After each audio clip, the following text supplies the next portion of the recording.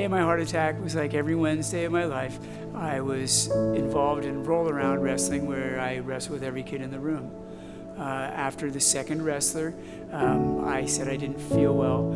I laid down on the mat. So I ran over and I looked at him and I could tell that he was unresponsive. Immediately, I started to think about the worst, and so I basically told everyone to try to just go out and find help.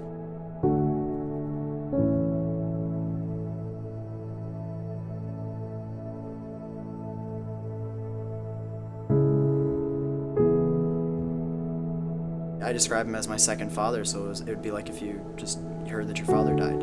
We were outside just praying, literally just praying around each other, because that's all we felt like we could do. A lot of the kids here don't come from much. I mean, they barely come from anything sometimes, and he gives them everything.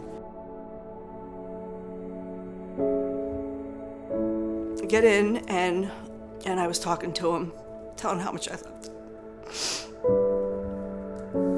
And then they said, okay, we gotta go. And because of the wind and the rain, I guess they couldn't do the helicopter. I got to sit in the front of the ambulance. We were escorted by police, and they put him in the back.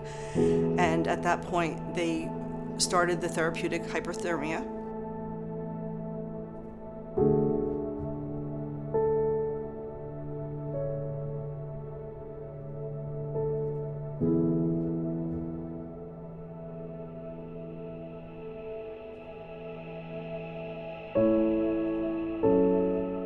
Dr. Blanchard came in one day and he said, we need to talk. And Dr. Blanchard said, we just want to prepare you because we really believe he's gonna be brain dead.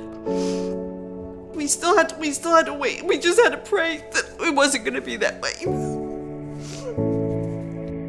They went through a living hell in the 26 days I was in the hospital, especially for the first 11.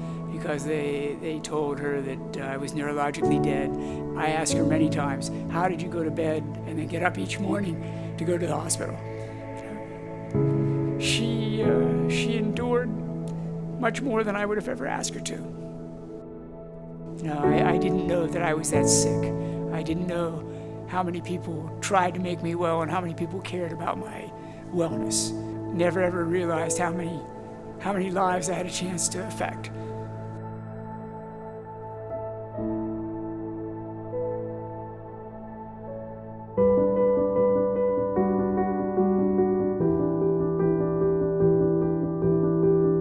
Every day is precious. Every day I wake up and I always make sure he's breathing.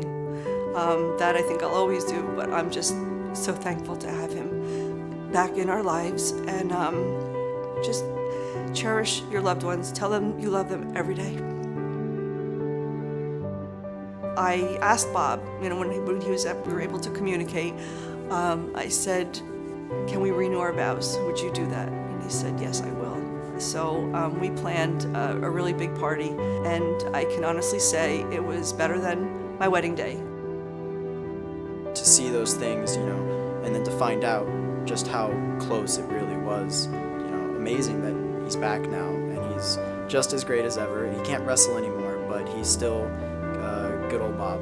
My outlook now is blessed. I'm lucky that I'm back and doing what I do. My father-in-law tried to convince me to go ahead and retire after the heart attack. I said, God didn't put me back here to retire. I said, I've got lots of kids I need to yell at. My students are why.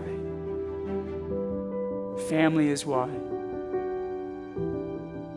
Life is why.